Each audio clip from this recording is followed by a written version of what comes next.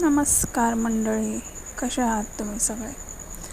आणि ही जी रेसिपी आहे ती कच्च्या आंब्याची आहे, जो सीझनचा शेवटचा आंबा ठरेल माझ्या मते. थोडासा पिकलेलाही आहे. आणि ही आहे हिरवी मिरची, जी थोडीशी जास्तच झणझणीत असते. आणि याची एक प्रोसेस आहे ती मी तुम्हाला दाखवणार आहे.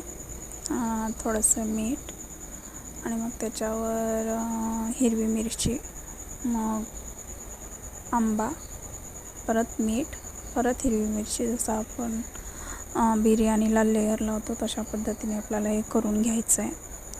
आणि खूप नाही, फक्त एक रात्र ठेवलात तरी हा दुसऱ्या दिवशीसाठी खायला अगदी अप्रतिम आणि साधा सोपा लागतो. आणि मेन म्हणजे लोणचं घालण्याइतपत त्रासदायक नाही आहे. लोणच्याची ही आपली एक वेगळीच पद्धत असते म्हणा, पण ह्याची ही अशी एक वेगळीच पद्धत आहे.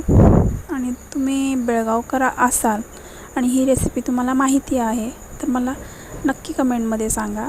आणि कुठून ही रेसिपी माझी तुम्ही कुठून बघता हे मला नक्की सांगा. असो, आणि गोवेकर आणि मालवणकरांना ही रेसिपी ऑलरेडी माहीतच असेल.